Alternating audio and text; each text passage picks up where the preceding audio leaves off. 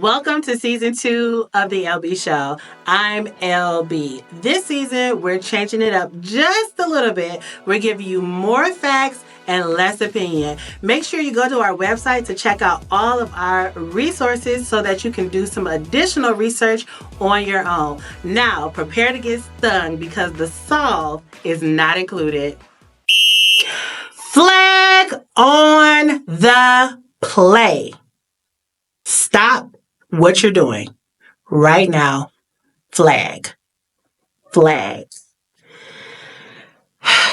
Welcome back. We're talking about double standards in sports.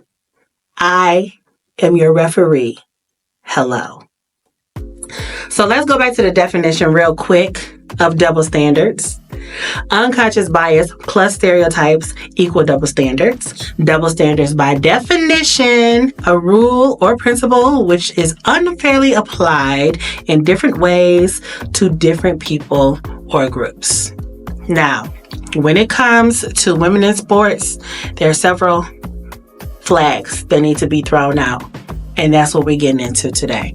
So let's talk about the WNBA for a minute, shall we? Shout out to the New York Liberty that just won their first WNBA title in the 27-year history of the league, which is very surprising to me because when they started out, they had like the heavy hitters like Teaspoon and Rebecca Lobo, who was coming off a national championship with the UConn women's basketball team, which has been very dominant over the years in women's college basketball.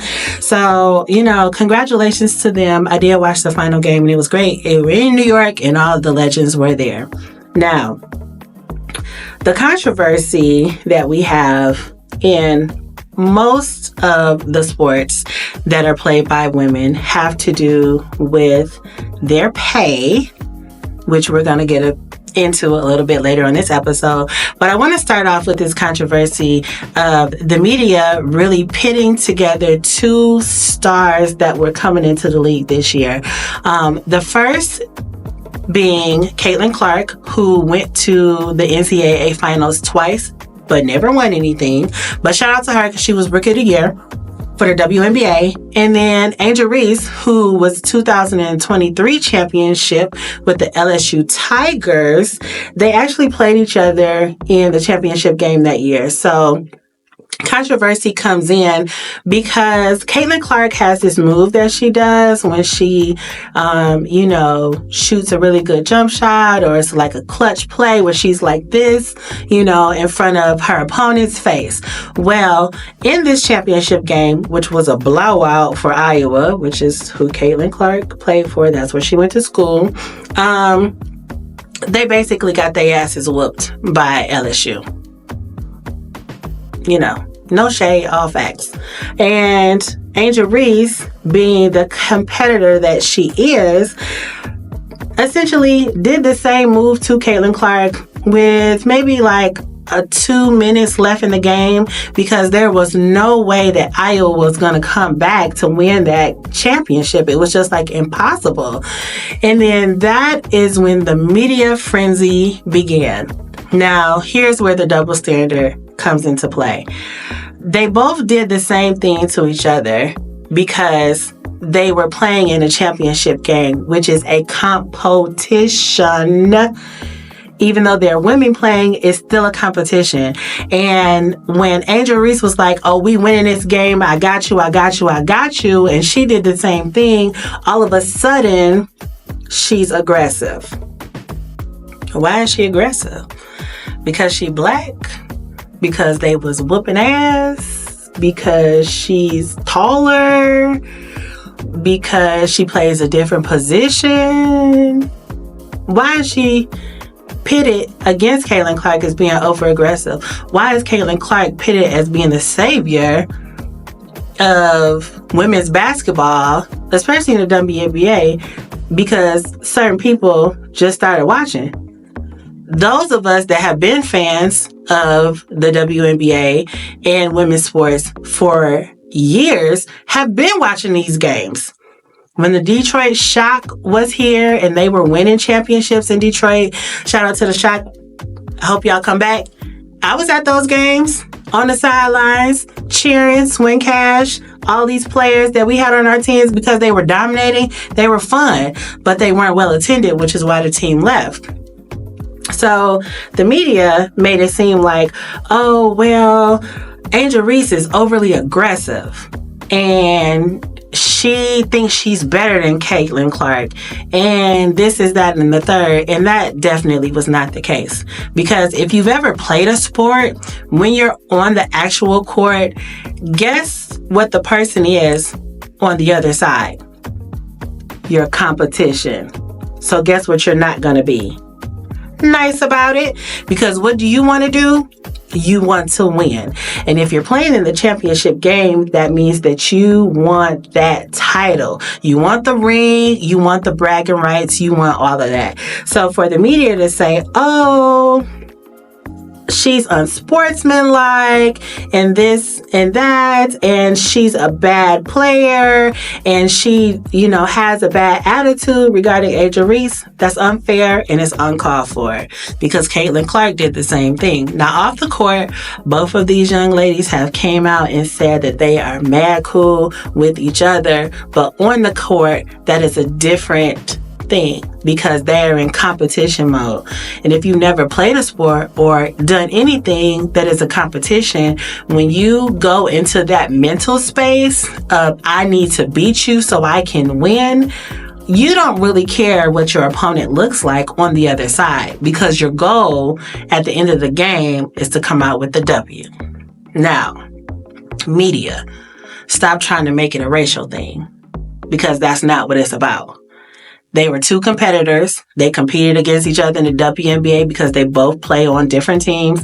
Caitlin Clark plays for the Indiana Fever and Angel Reese plays for the Chicago Sky.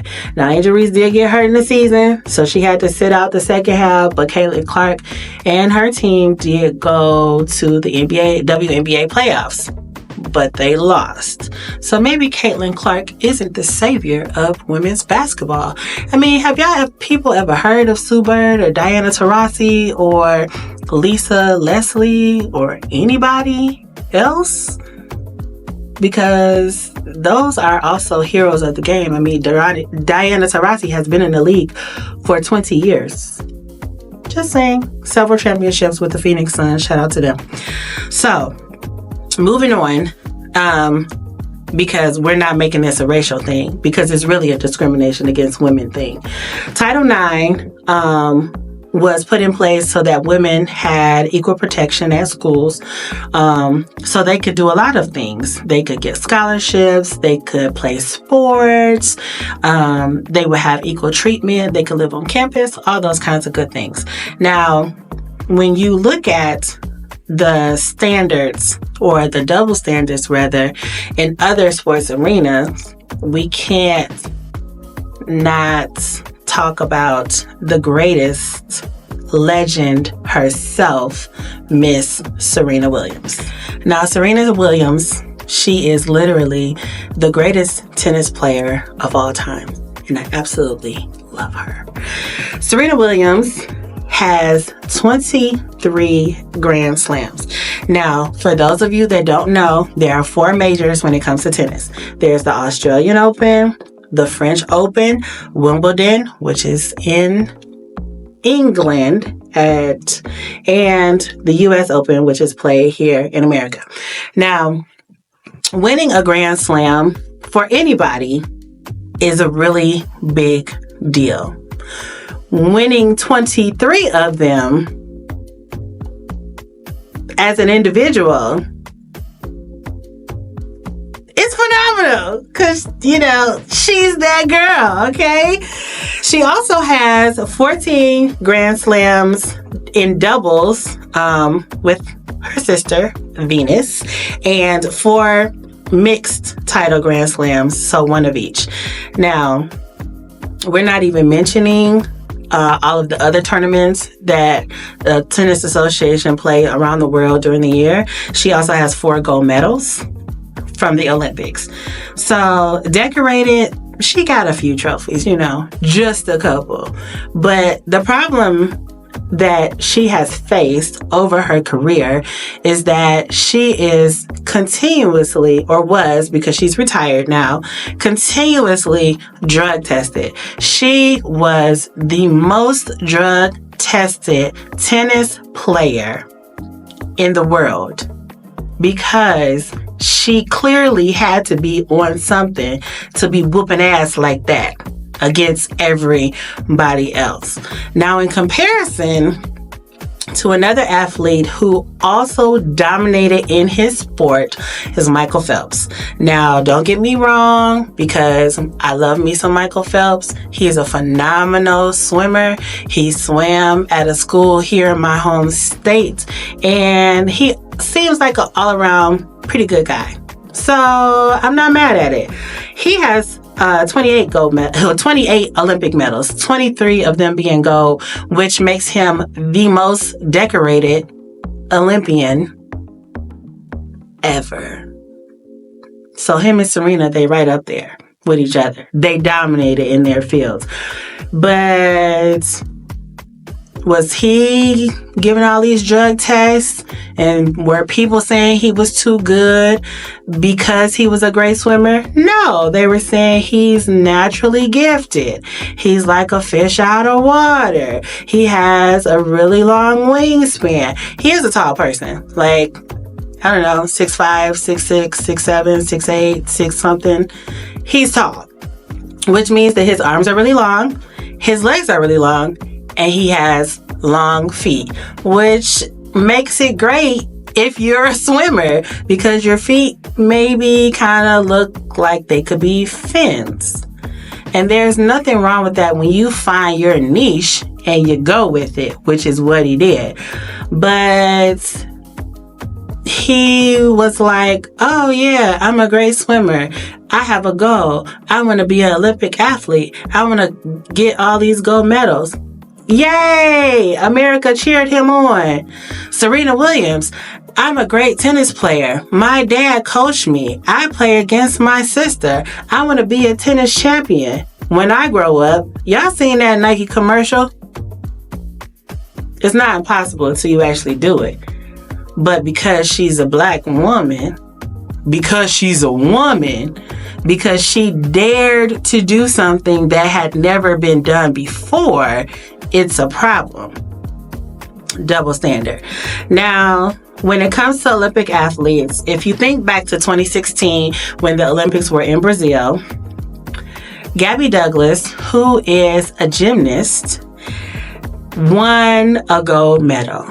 And all everybody could seem to talk about was her hair.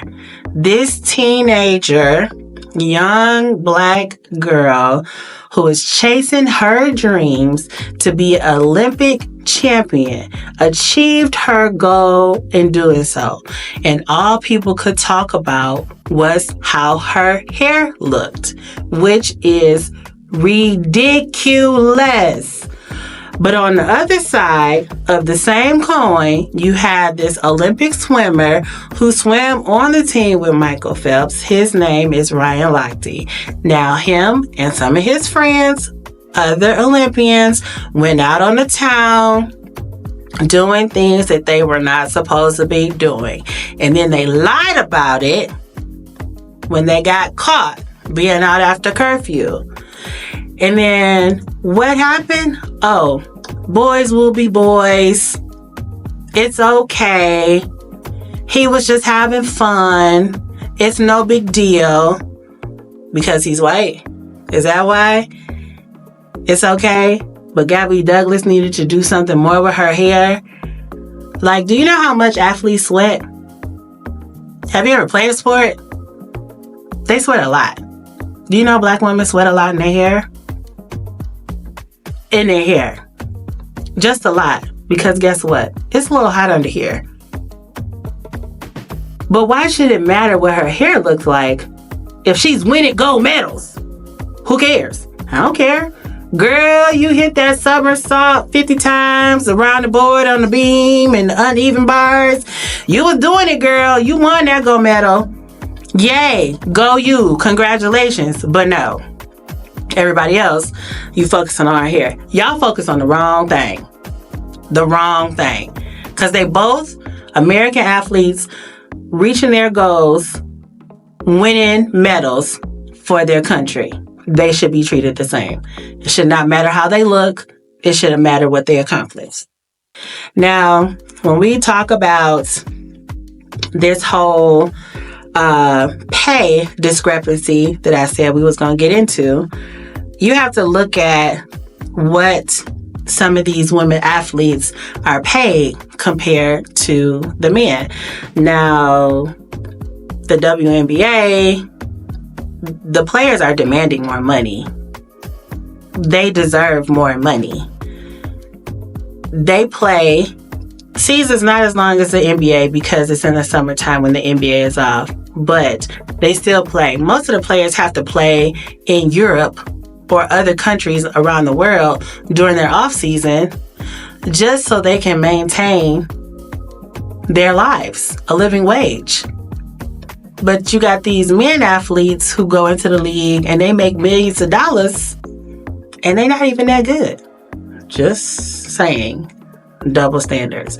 Now, Venus Williams, who is the older sister of Serena, along with the tennis legend Billie Jean King, have been in this fight for women's equality and pay, equal pay when it comes to tennis for a very, very, very, very long time. When it comes to women tennis players, the women's championship winner, they make way less. So for the US Open, as for example, on the men's side, the man who won $3 million. That was his prize for winning the whole tournament. The woman who won, her prize was $1.7 million. Where is the rest of her money? Y'all owe her. Where is her money? Pay her. She did the same thing. She beat the same amount of players playing the same game. Give her her money. Now, in 2027, which is still a little ways off, the women will receive the same prize money as the men, which is what it should have been in the first place. Because I don't know about you, but them matches, them finals where Venus was playing Serena were some of the most watched finals in the history of tennis. More than the men's. More than the men's. Everybody's like, oh, the men's, Pete Sampras and Roger Federer and Nadal and all these other kind of people. Yeah, no. We want to see Serena play. Yeah. What time her match come on? I'm watching that. I don't care about the men's side. I want to watch the women's side. Because she was so dominant. People wanted to watch her play. But she not making the same amount of money as the men who would never want to play her in real life because they were afraid of her serve. Because they like, oh, if I play her, I'm going to lose. Yeah, because she was dominant. Because she was just that good. Now, in the space of like soccer players, which soccer is not really, as big as it is in the rest of the world. It's the number one sport around the world, and it's called football because it actually, you use your foot to play as opposed to American football where you throw the ball. Maybe it needs another name. I don't know. But the women's U.S. team has won several World Cups, 4 of them to be exact. And they make way less money than the men's team. Like less than $100,000, and the men's team make over $200,000. How many World Cups has the U.S. men's team won? Take a guess. 0! That's the answer. The answer is 0. But these men's soccer players, they make all this money and they don't produce. But the women's team who keep winning, if they don't win the gold medal in the World Cup, they come in second. Do they make all of this money? No. Should they be? Abso-freaking-lutely they should be. Because they are what? Talented. And they do what with their talent? They win. Isn't that the point of sports in the first place? Is for you to win your game, your tournament. Don't you want to be a champion? That's what everybody wants when they play in sports. They're competitive. They're competing to win. And then they win and they don't get the equal pay. I'm calling bullshit. Flag on the play. It's a flag on the play. These women deserve to be paid. They also deserve to not be overly drug tested. They also deserve to be able to do whatever it is that they want to do within their sports and not be called aggressive or angry. So these are the things that women have to deal with when it comes to sports. And we need to stop it. Well, it's not really us because women aren't in the power when it comes to sports.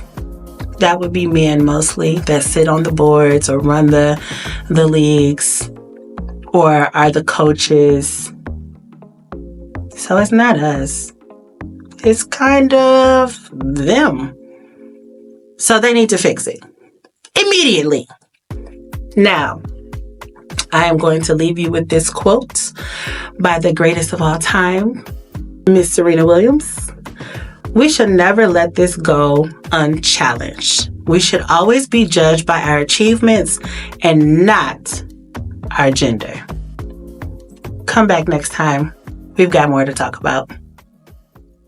Thanks for tuning in to the Elle Bee Show. We hope you learned something today. The conversation doesn't end here. Send this to 2 people and keep it buzzing.